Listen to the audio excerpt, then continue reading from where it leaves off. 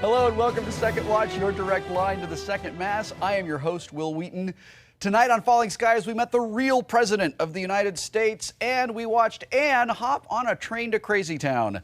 Right now, we welcome Moon Bloodgood, Drew Roy, Doug Jones, and executive producer Greg Beeman to talk all about it. Let's start where we ended. All right, we've got two planes crashing. Evil Hal seems to have trapped Anne right after Anne drugs Lourdes, beats the hell out of Dr. Cotter for no good reason. Okay, first of all, I heavily identify with him, and I don't think that was extreme and unnecessary. It was. But Anne is behaving in a way that I just don't think really can be pinned on postpartum depression. But you could say, like, it's maternal. Like when a woman's, you know. Whacking people with a wrench? Absolutely. Really? For your baby, 100%. Watch out, husbands. Yeah, seriously. So, like, I think if you work around Moon these days, I will have a food but- taster.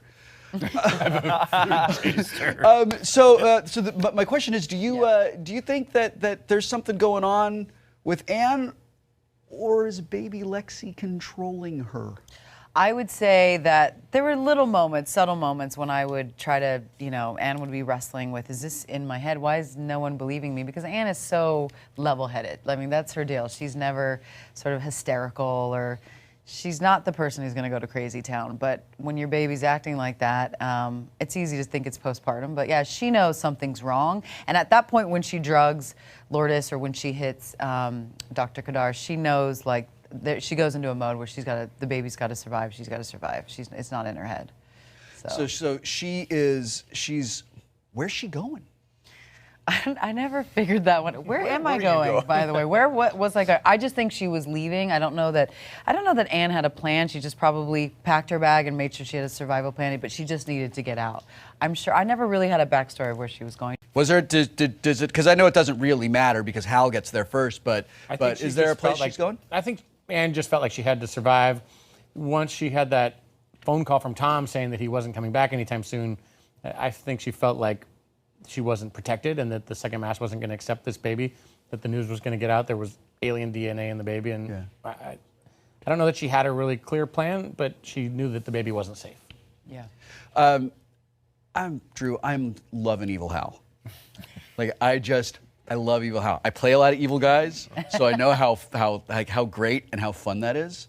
But I have never played a scene like you did in this episode, where you're dealing with Evil Hal in the mirror, and you are two distinctly different people. And I want you to talk about that. How did you build those guys? So we know Good Hal. You've been Good Hal for 3 years. How do you create Evil Hal and then play a scene with yourself? Yeah. Well, when I read the scene, at first I was excited, but I'd be lying if I didn't say I was terrified because I'm knowing I'm going to have to do the scene with myself. Even just the logistics of shooting it is going to be difficult. Yeah. I can't split myself and then see myself over there. So there was a lot of imagination that was going to have to go on. Mm-hmm. But the way that I approached it was, the interesting thing about this season is that you're seeing how his legs have been literally cut out from under him. So everything that he has used to be a man, he's no longer able to use, and that's causing all these different troubles. And so he's doubting himself, and the whole reason that he's upset at this point is because he needs Tom to be able to talk to him and figure out what needs to go on, but he's gone. So he's having this moment where he's at the lowest of his lows, and so I felt like what would be a better way to just completely manipulate that character than would be somebody who is extremely confident and manipulative, and that's where the Evil Hal side came from, that he knew all his weaknesses and just was pushing each one of them. When you're on a show, you kind of tend to take your character home with you a little bit until like that whole piece is done, right? Did you ever find Evil Hal sort of like popping up after you wrapped, when you were like, Evil Hal, it would be nice if you could just, I'm trying to be a nice person now. I don't want to yell at anybody. No, not so much of that. I always wish that the Good Hal would come home with me so that all the girls would love me the way they do on the show. Yeah, boy. I can't bring him home with me. Yeah, that's, let me see if I have any sympathy for you in that. No, I nice don't. problem to have, isn't it? Yeah. Doug, the speech that Cochise gives about the flower on his home world it's beautiful, and it's gorgeous, and it's really sincere, and it's a wonderful way to motivate probably everyone in the world except generals. Right.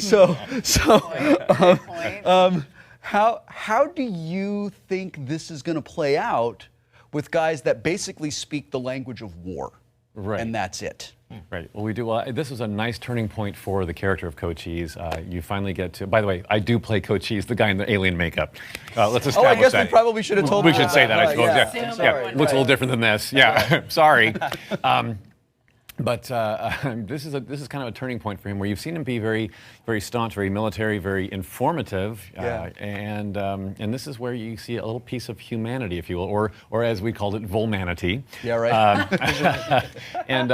Yeah, well, I have my own history, my own childhood, my own lack of it. Yeah. Is what you find out. I've only seen this flower I talk about in pictures.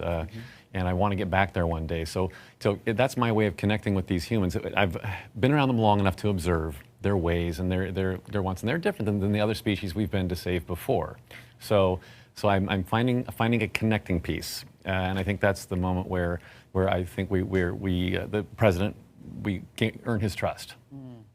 Cochise clearly has a life before he comes on screen, right? And he has like this background and everything. How much of that did you guys work on in the writer's room? Did you give it to Doug? Have you sort of pulled that up on your own? Like, I'm curious to know, like, how collaborative is that? Is that process? I don't think that all of that was worked out ahead of time. Doug and I worked together a little bit to talk about what the character was, and you know, whether he was more of a diplomat or he was more of a warrior. And I think together we kind of realized he was really a warrior statesman. You know, he was the kind of, in human history, the kind of guy who would ride in on a horse and lead the battle, but was also able to go and talk to the heads of state. It's really wonderful. It gives it's. I imagine that if we as humans encountered some sort of sentient species that we could communicate with that wasn't quite as advanced as we are, like, how would you reach out to them? And I just it's a very interesting way, and it shows that I think that he's really smart, and I hope that he is legitimately on our side. Right. Because if he's not, like he clearly knows how to manipulate humans. Crawl into someone's space with them, and that way you'll earn their trust. I think that's how you do it. That's how you do it. We met the actual president of the United States tonight, and I just sort of wonder, what is that going to do for the survivors in Charleston? Well, I know how it affects Tom, and how how Noah Wiley was feeling about that. I think it both gives Tom, and I think by extension the Second Mass, a sense of hope, a sense of relief, a sense that there's maybe going to be a chance to reunite the United States. So it's all good.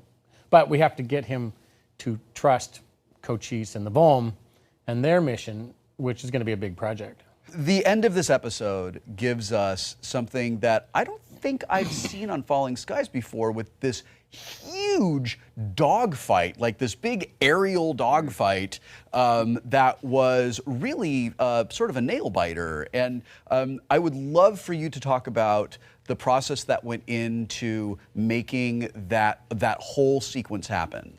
We found that old plane, and we rolled it into a hangar, and we put blue screen around it, and it didn't move. We actually had a forklift in the back and 3 grips who were kind of able to move it about 6 inches up and down. No kidding. But really, Noah and the cast, I was sitting there going, okay, the plane goes to the left, and everyone went, oh, and then the cameraman went like this, right? So the operator moved the camera like this, and Noah went like this, and everybody went like that, and then we go, oh, okay, the plane dodges to the right. Like, if you sat on set and watched us shoot it, it looks so hokey. I can tell you. Old school. A table read, right? But this scene had to be completed. Then we were going to do the table read. Yeah. And I hear this yelling going on over from somewhere else. So I've got to go check this out. And sure enough, this plane, there are people hanging on the wings. They're yelling back and, And forth. by the way, the plane is they a can't real really hear each other from inside the plane. And it's about as wide as these two Little seats. thing, There was yeah. no room to work. So, and as the director, It was great. I directed this episode as well. So, like, I have to kind of imbue confidence in the cast and Yeah, the crew. yeah. But every time I'd walk around the corner, just going like, "Oh my God, this is never going to work." But I really think that literally the camera operator, the actors, and then our visual effects team pulled off, a miracle. So Yeah, I'm very it's happy with the way it phenomenal. turned out. I had no idea that it was done like that, and I'm a little relieved to know that the ability to make people look like they're falling out of their chairs has not changed since we were doing it on Star Trek in 1987. You get it right. You get it right. Yeah, right. It's just, if you only could have gotten that one guy going the wrong way, that, I love that guy. This episode was great, and it ends with such incredible tension. What is Evil Hal doing? Well, Evil Hal's got to, now that he has been taken over, he's going to sort of snake his way through things and make sure that anybody who's a little doubtful, like Maggie, he's going to put the charm back on him to make sure that he's got him under his arm again. Wow. So that's, He's a bad guy. He's bad. He is a bad guy. Congratulations. Well, thank you. It's fun. It's fun to be that. club. Fun to be that bad guy. Before we went on air, you were telling us a really funny story about the shooting that abduction scene, and we have about a minute left. And I know that the people at home really want to know this Well, story. the end of the episode is Anne is running away, and suddenly, miraculously, Hal appears, and suddenly there's a skidder and then a little harness girl who are going to capture Anne. But the little twins who played, baby Lexi, they were like 3 months old at the time, and it was like in the middle of the night, and the guy who plays our skidder is in full makeup, and he was just going like, and I'm standing there kind of watching the scene as we set it up, and everyone's acting, but there's this 3-month-old baby just looking at the skidder like, and I was going like, well, I guess she doesn't know. She just wanted her pacifier. Yeah. It looks like a dog or an elephant. It's the first time she ever saw it. I don't know what she's going to think in therapy in 20 years, but hey. she just hasn't learned to be afraid yet. I think that's funny. hilarious. And what a weird world that we live in where that's a normal thing for a baby to see. All right, that's all the time we have for this episode. So you guys, thanks a lot for spending some time with us today. We all really appreciate it. We will be back next time to talk with Maxim Knight. And executive producer Greg Beeman will also be here. I'm sorry you had to find out this way. In the meantime, you can check out more trivia and take a peek behind the scenes of Falling Skies right here on TNTDrama.com. And until next time, keep the resistance strong.